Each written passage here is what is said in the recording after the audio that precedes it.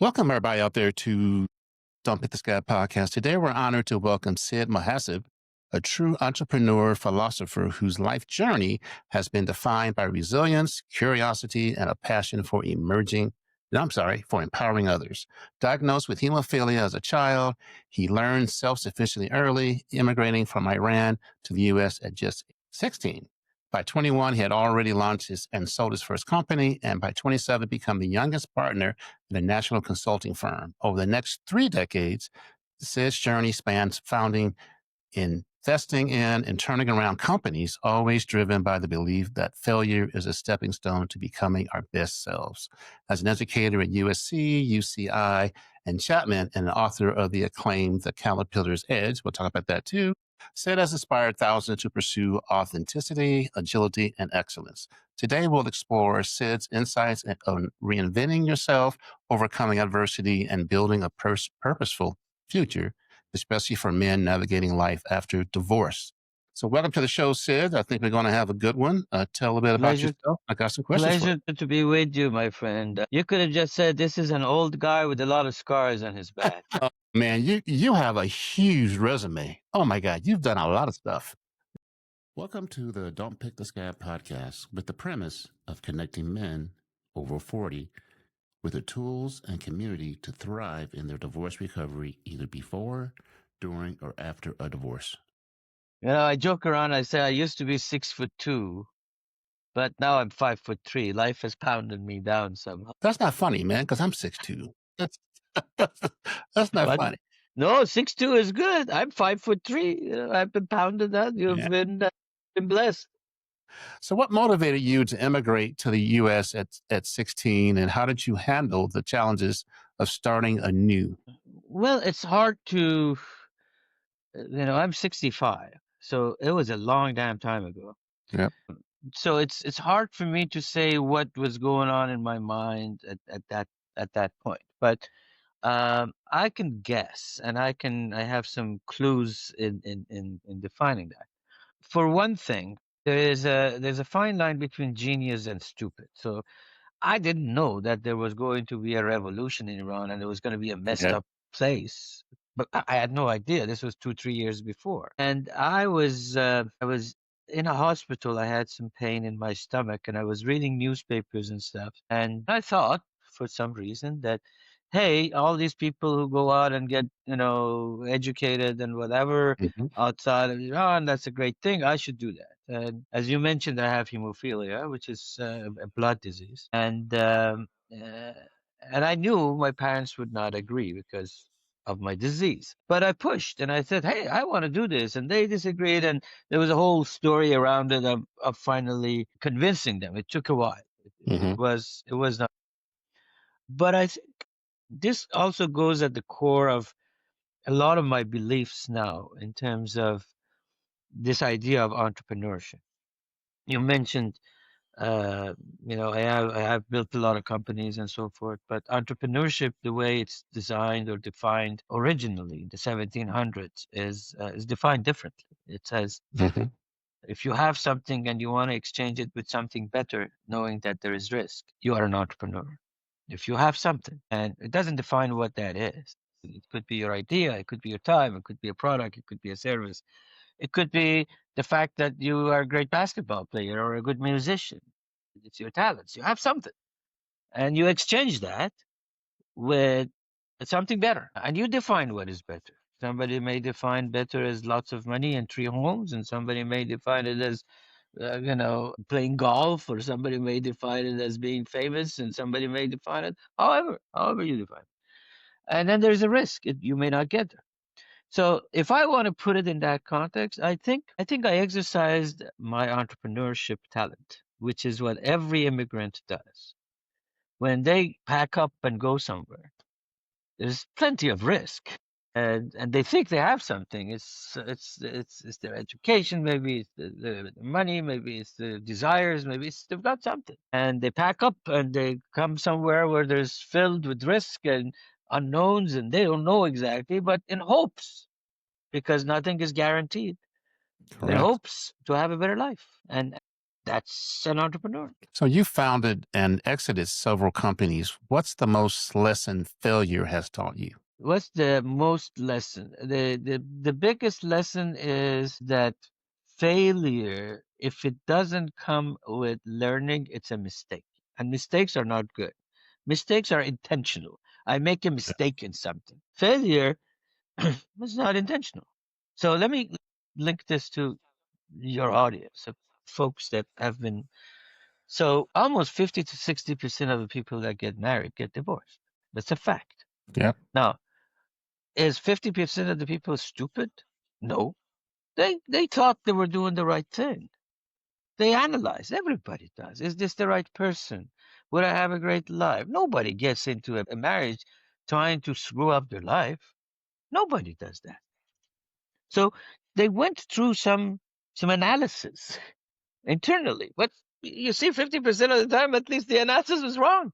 Yeah. It didn't work out. So if I learned from that experience and it would impact my decisions moving forward, then I tried to make those decisions based on my best of judgment. Now, we can talk about how do you improve that best of judgment, but at the point, I was 18, 21, 27, whatever it was, that was the best decision that I could have made. So Okay. that may have led to a failure, but it would have been a mistake if I don't learn from it. It is only a mistake if I don't learn from it, right? So how you improve that decisions the next time is based on your awareness, based on how we look at life, how we put the pieces together. Mhm. It's not just who I am, it's not my skills, it's not if I am a dentist or a ballerina. It's not the skills that we have, it's how skillful are we in putting those skills together. And what that means is we're human beings. We have emotions. We fear. We have anxiety. We get sad. We get happy. It's part of life. It's reality. We have talents, but your talents are different than my talent. We have situations. Your situations are different. We're not all the same. You know, your parents were different. You were born in a different place. You were rich. I was poor. You were tall. I am short. You were fat. I'm skinny. We come from different. But we fell in love with different people. We played with different toys. We have different dreams, different desires. We're all different. There's 8 billion people on the planet today.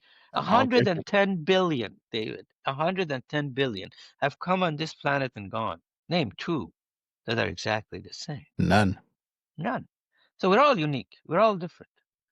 So it's in this uniqueness that we put the pieces of the puzzle together, and we have to become aware of, okay, what is my situation? What is my reality? Mhm. What is my emotions telling me? Now, somebody says, "Oh, should I not have fear?" I said, "No. If you don't have fear of anything, this is like in business. They say, "Oh, be fearless." If you're fearless, you're stupid. There you The go. fire is at my door, David. The fire is at my door. I shouldn't fear the fire. I should Uh, be afraid. Now, if I live in fear, that is a choice. But if I fear, that is an alarm system telling me that something is haywire, so I can fix it. I have a choice. It's almost like respecting the fear. It's respecting the fear because we have to respect every emotion that we have. They're not bad. They're just telling us something. Definitely. What mindset shifts helped you move from founder to investor? And how can men over 40 with divorce adopt a similar thinking? It's almost like a mind. Yes. People tell me that I have, they call it an art. I've never sensed it myself, so I can't tell you what. But I have an ability, some reason change, transition through things. That is, so I'm here. There's no abrupt stop and start Mhm. in the things that I do. So I can't say as of January 17th, 2010, I became an investor, and before that, I was this. Yeah. And that's because there's a concept in business they call pivot. Are you familiar with that? So you say, oh, things aren't working, the business isn't good, let's pivot. Pivot is rotating around something. It's you're hitting the wall and you pivot, you turn, right? Now, by the time you are about to hit the wall, it's too late. It's too late. You're already getting into a crash. The time has gone. If you're in business, money is gone. Your opportunities are gone. You're frustrated. You're in a bad shape, and then you have to turn.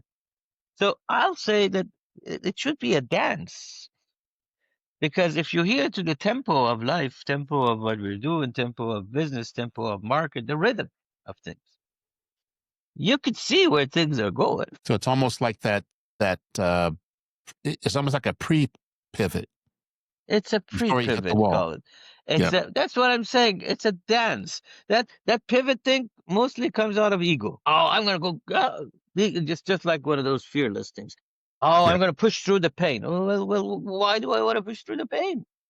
I want to figure out how to cure the pain, Yeah. right? Now, the events that happen, like a divorce happens.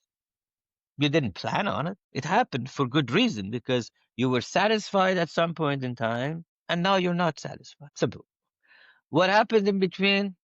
Kind of irrelevant to what goes forward. Kind of irrelevant. You were A, and then you went through a series of things for whatever reason. You are now here and you have a life ahead of you. So this life ahead of you is subject to what choices you have, what chances you take, what decisions you make. And those are all a function of how aware you are of your emotions, of your opportunities, of your situations, right? And that's then the core. The core is, where am I going, and am I aware of all the opportunities that is around me to get me there, Okay. right? Now, you may have some mathematicians in your audience, but this shouldn't require a mathematician. You know, we probably taught this in high school. So if imagine 2 points, I'm gonna use some props here. This is my bottled water. Let's assume this is point A. Let's assume this is point B, right? If you draw a line between these 2 points, point A and point B, mathematically there are infinite points in it. Does that make sense? Yep. There are infinite points. So if I move this here, how many how many points between here and here? Infinite. Infinite. If I move it here, how many? If I move it The here, how same. many? Yep. Infinite, right? Now imagine this is when we are born, point A. This is when we die, point B. Any point, C. It is here, if it's here, if it's here. There is infinite number of points between the C and A and B, right? So if we are 8 years old, we have infinite number of things, instances behind us, and it is an equal amount to what is ahead of us. If we're 18 years old, we have infinite instances behind us, The infinite same. instances ahead of us. And if you're 80 years old, we have infinite things. They're not the same things. They're different. But each instant promises a change, a decision. How can someone use awareness or a lack of awareness or more awareness to reframe adversity as an opportunity for growth, especially after a divorce or loss? So, a lot of things I have to say, it begins with a choice, David. If I don't want to rephrase it, then I won't rephrase it. It's as simple as, if I don't want to rephrase it. So it's a willingness, a desire to change, to evolve, to shift. Until I am in this sameness of my past, of my comfort zone. And sometimes the comfort zone, I call it the death zone. Because you're there, you don't know that this is, you don't know that there's a bird. It's like these birds, they put them in cages, and they, even after a while, open the cage and they don't fly, because they say, well, I could poop here, I have water here, I have food here. I don't know what's out there, so I'm not going to go out. I'll die. But there is flight. There is wonderful views from the top of the mountains. There's great things out there, but they never fly. So the first thing, to use an opportunity to change, to evolve, to take a bad situation into good, to take a controversy, to take a catastrophic situation Hmm. into a better one, is a choice. Is a choice. And a belief. The belief is, we're all here to create better. We're all entrepreneurs. You have every ability to create better. We do this every day. We may not know it. We do it every day. Every day. We go to the grocery store and come back. We make choices. Do I go to this grocery store or that grocery store? Do I walk or take the car? Do I buy meat from here and fish? What do I eat? I mean, all of those are decisions, choices. We make those decisions. Why do we make them? Because we think what we're exchanging, that $7 for the piece of vegetable or $17 for a steak, is because we feel better after we eat it. We Yep. like it. We're exchanging what we have, $7, $70, or $700 for what we think is of higher value. And that's our entrepreneurial, it's in us. Now, if we believe that we have that ability, that talent in us, and we want to have the desire of changing, then we come to a different state. Then we could talk Mhm. about mechanically how do you go from here to here? How do you practice and and begin to kind of evolve? Right? Does that make sense? Yeah. And then to springboard off that, what kind of daily habits or practices have you anchored or have anchored you through uncertainty? What kind of things have you done? This is a good question, and a lot of people ask me that because they think, okay, this guy is a, he talks about this mindset, mindfulness, and stuff like that. He Hmm. must be I actually don't believe in disconnecting, David. And let me explain myself. A lot of people believe, and I don't blame them. I don't judge them. It's that if I go into a Zen mode or meditate for half an hour for a day, some do it by walking, some do it by sitting around, some do it by listening to music in their own way, whatever that routine of Zen building, connecting. And the idea is to detach and begin to kind of realize your biases, realize your emotions, Okay. realize where you are, and all that. I think if I am detached, the minute I get attached, I'll be shocked. Let me explain. That is, if I feel disconnected from everything else, and then I build some expectations in my mind that are not real, that are I'm in this nirvana. No, life is around me. It's all there. It's shitty. My bank account is no good. My boss isn't, a hole. Those are reality. So I can go think about things and no, the trick is, can I be aware of all of this at all times? And that is the routine that I've tried to follow, which is, hey, I am here. This is my world. This is my situation. This is my dog. This is my life. This is my work. I'm here with David. So what do I do? Hey, I want to become aware. So I listen to David wherever he says. I want to learn from him.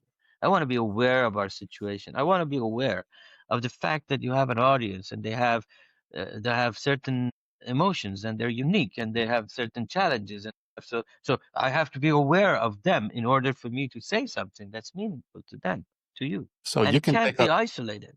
so you can take a pause and still be aware, basically. Yes, Okay. yes, All right. Um, yes. I'm trying to follow you, Sid. I'm Yeah, trying to hang with yeah. you, but No, you could take us. So here's the thing: every one of us have our own unique ways. Again, we're unique. I just said, we have 110 billion people. No two people are the same. So we can have our own unique mhm. ways of aligning, adjusting, calibrating, whatever you want to put it. There's no judgment there in what it is. All I'm saying is being in a moment and feeling great is good, but the next moment is right there. It's coming. So by being unaware that the next moment is coming, and all the stuff that I thought, it's like going to a vacation or people have some situations in life. Somebody dies, they get divorced, their kid, Mhm. and they move to a different city. You know what they take with them in their unknown baggage is all the stuff that they were thinking. They take all of that. Now, can they choose not to? Of course they can, but most people do. So if I'm in this minute of silence and taking a pause, and I'm disconnected from what is there, if I realize that my life has these challenges, it's okay. I can deal with it. If I try to shove it under the rug, they become bigger. Does that am I making sense? Yep. And that's part of realizing when I saying an entrepreneur says, I have this. This is what I say is better. And this in the middle is the risk that I have to take. If I ignore the reality of life, then I'm taking a bigger risk because this is life, So how right? do you define authenticity and why is it vital in both personal and professional reinvention? You ask good questions, my friend. So, what does it mean to be authentic? What does it mean to you? True to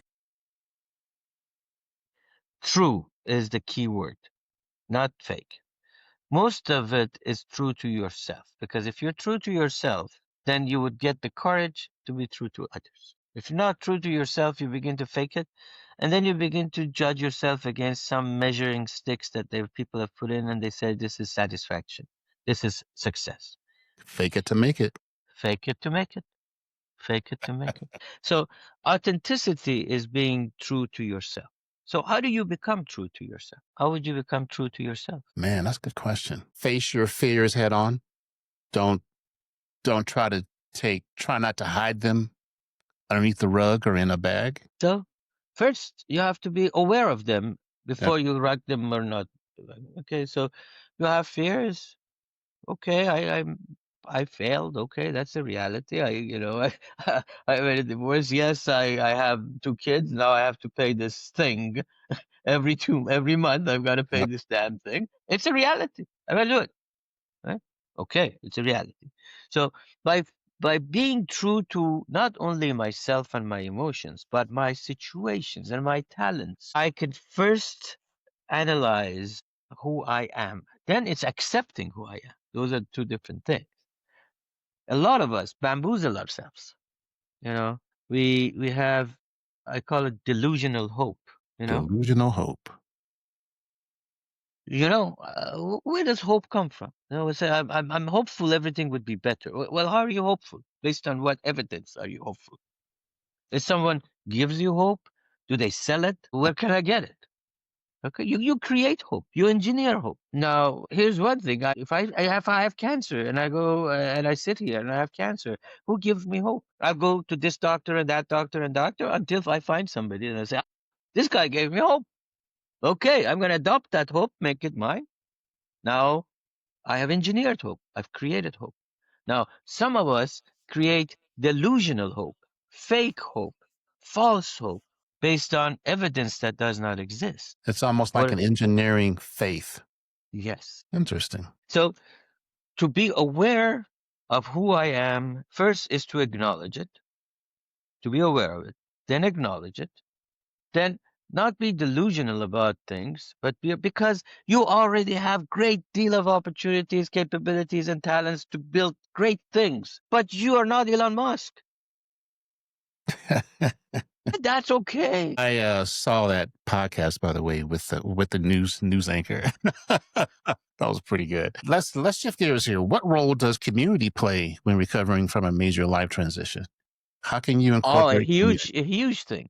So I use this analogy in business, but stay with me for a minute because I also believe we are all, each one of us, an enterprise. Each one of us. We are an enterprise because we generate money, we spend money, we do things, we have fun, we create things, we do things. We're an enterprise. So let's take a business. Every business stands on 5 pillars: customers, employees, partners of that business, supply chain, people who provide you things, investors, which could be the owner or it could be somebody else, and the community or the society. Now, in any one of these pillars, there are people, right? And all these people, guess what? They're entrepreneurs. They want to exchange what they have with something better. Okay. So, so a customer decides that, hey, I like this product, or I like David to buy it from, or like the experience, or I think if I buy this, my girlfriend, my wife, my brother, my dad, my boss would like it, and then they would like me. For some reasons, in my mind, I would decide to buy this product. I buy a Volvo because it's safe. I buy a red Ferrari because I can, and I'm trying to be, hip with the girls. It's my reasons. It's not your reasons. It's every one of us have our reasons. So customers make the decisions. The company doesn't make money. The customers give it money because there are own reasons. They pay you the money. They say, hey, I like what you have. I'm going to exchange this with what I want because I'm exchanging what I have with something better. And you're giving me that thing that's better. It's their decision. The same thing happens with employees. We think we give jobs to people, but in reality, they make a decision how productive they want to be or how unproductive they want. They make that Right. decision. You don't make that decision. Yep. You think you're making that decision, but No kidding. Yeah. when the person working for you is thinking about, dreaming about that girlfriend or boyfriend or how much money they would make or pontificating on things or I don't know, they're not with you. You think that they're sitting there doing something. If you think somebody has a 10-year-old kid and the kid is sick at 10 o'clock in the morning, they're not thinking about their kid, you're a Mhm. fool. They are. So we're not in control of what others do. People decide how much productivity they bring to the table. People decide who their partner with. People decide everything. And one of the things that is most ignored is the community. People think, I'm going to go do business and then I'm going to be philanthropic. I'm going to give something back. The fact of the matter is, without that community, you wouldn't be you. That community is exchanging something with you. Those people, that work for you live in that community. They live in that community. And if they get up in the morning and they get stuck in that traffic, they're unhappy when they get to you. If they don't have a school to send their kids, they're unhappy. Yeah. If they don't have the right doctors, they're unhappy. If there's too many crimes, they're unhappy. You don't get the right people, you don't get the right exchange. If that there is an exchange there, and it's not after you had money and then you write a check to this guy or that guy, some politician who nobody knows what they're gonna do with it. Some or some even some church.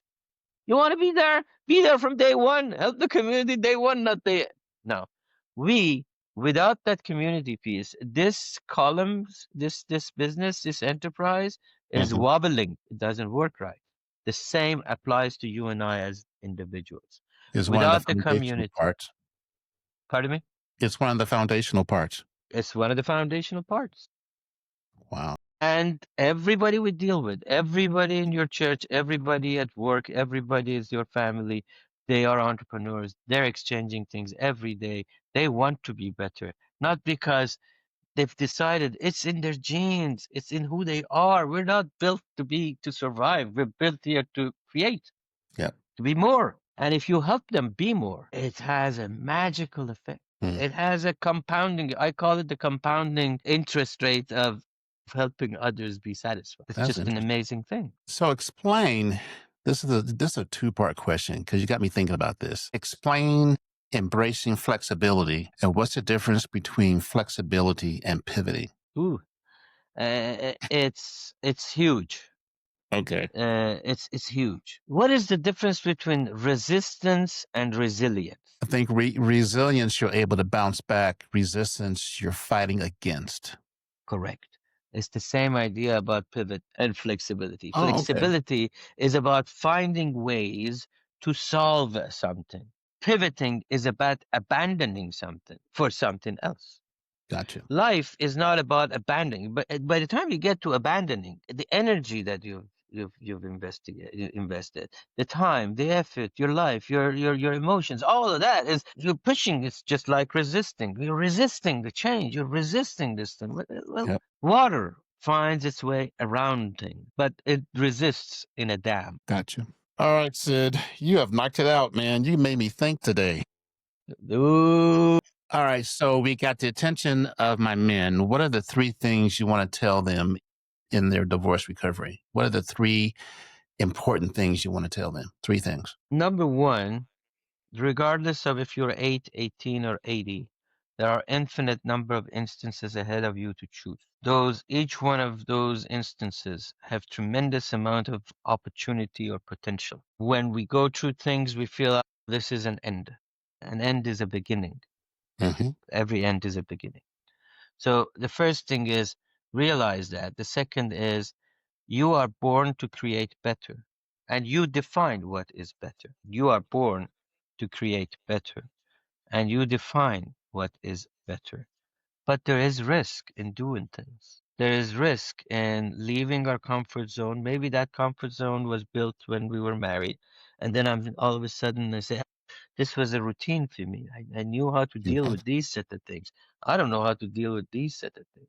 But change, this is the third. Change, I would like them to think as their best friend. If David, if there was no change, imagine you would go you would go to work, you work on the same patients that were there yesterday and the day before.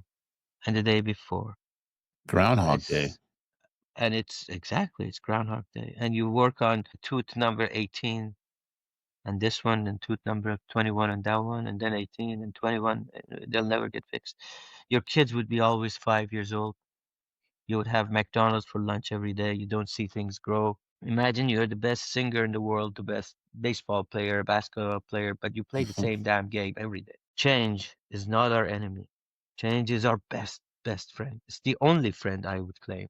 The mhm. only friend who gives you option all the time. Options to prosper, options to evolve, options to be better. So it's not something to be fought. It's not our enemy. It's something for us to befriend. It's something to us to understand, to embrace. No, not illogically, not because there's a change, okay, I'm gonna go jump off of this bridge because there's a change. That's illogical. That's lack of awareness. But change is what gets us from here I am to this better, whatever you define as better. It's that options that change provides for you to be able to go over here. Now, if you apply awareness, mindfulness of your emotions, of your situations, of the reality of life, of where we come from, of abilities, of skills that we have, all of that, you make better choices along the line of these change. And that's my 2 cents. All right, Sid, you knocked it out of the park, man. That was fun. I really appreciate your time. I enjoyed being with you. Let the guys out there know where to find you on the internet. Well, they see my name on the screen here. I'm pretty easy to find because my email is even my first name at my last name.com. But I would like to encourage folks to visit us at this Anabasis Academy, which is my new passion. And we have people from all over the world, from China to India to Mexico to across the Europe and Mhm, everywhere in America, East Coast and West Coast and Middle. And it's a very non-academic academy, which means that there are no tests, there are no ends, and it's the idea of fusing entrepreneurship with mindfulness, activating our mindfulness. And mhm, how do we do that? By looking at things from different dimensions. Let's look at fear from a different dimension. Let's look at resilience. Let's look at the why we think we're right. Let's look at pivoting. Let's look at relevance. How do we become relevant to our family, to our business? And it meshes this idea of entrepreneurship, which we just talked about, with this idea of activating, stimulating, actuating, realizing your mindfulness together. And there are things that they can join these wake up calls. It's free. They can come and we talk about topics. They can go back and look at the old stuff. If they pay $1 forever, it's not once, it's forever. And they can become a member and there's videos and other things that did. One thing that I did recently, and I'll end it with this, asked Chat GPT and and Grok, Mr. Musk's thing and Gemini, uh, Google's AI tool. I said, compare Adabasis Academy with other academic or these things, and it compares it to motivational speaking, compared to leadership talk, compared to these master classes, and they all came back with a similar answer, which was it is radically different, well, there you go. radically different. So you have to explore it, then experience it, and you'll see what the difference is. All right. Well, Sid, I appreciate you. We will have that contact in the bottom of the show notes, but don't go anywhere. We're going to sign off, but thank you for your time. Don't go anywhere, though. Thank you, sir. Thank you for your time. I appreciate it. Don't go anywhere. That was fun.